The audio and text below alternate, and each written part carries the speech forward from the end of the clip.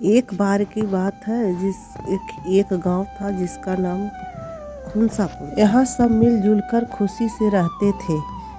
एक प्यारा परिवार था, उसमें माता पिता, उसके 2 बच्चे पिंकू चिंटू रहते थे। ठंड का मौसम आ गया, चारों तरफ कोहरा पड़ गया, ठंडी हवाएं चल रही थी। गीता रसोई में गर्मा गर्म खाना बना रही थी। जाड़े में गर्मा गर्म खाने का मज़ा ही कुछ और होता है। रामलाल खेत में से गाजर, टमाटर, मटर, चुकंदर, आलू सब लेके आया था। पिंकी और चिंटू को हरी सब्जियां खाना बहुत पसंद था। वे दोनों बच्चों सब्जियां काटने लगे, माँ का हाथ बटाने लगे। कटोरी में सब्जी काट रहे थे दोनों बच्चे। गीता एक स्वादिष्ट खाना बस सब्जी बनाई और हलवा बनाई। गर्मा गर्म रोटियां सेक रही थी और बच्चों को बुलाई खाने के लिए। रामलाल ने आवाज़ लगाई, खाना सब लोग आके खा लो। गीता, चिंटू और मिंटू दोनों दौड़ते हुए आए खाने के लिए। अपनी अपनी थाली लेके आए खाना खाने और सब्जियां खाई। बोले, माँ सब्जी आप बहुत अच्छा बनाई हो। और खाने के बाद वो लोग गर्मा गर्म हलवा खाए। फिर इसके बाद रामलाल खाना खाने के बाद बोले, वाह, ठंडे में खाना गर्मा गर्म खाने का मज़ा ही कुछ और रहता है।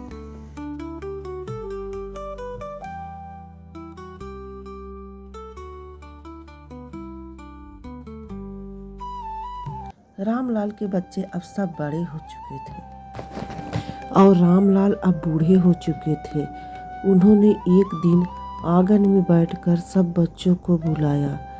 सब बच्चे ने सोचा, बाबूजी आज क्यों हमें बुला रहे हैं। जब सब लोग इकट्ठा हो गए तो रामलाल ने अपनी धूल भरी डायरी को खोली। डायरी उनके लिए केवल एक किताब नहीं थी, बल्कि उनके जीवन की पूरी संग्रह थी। रामलाल ने बोला, मैंने वसीयत तैयार की है।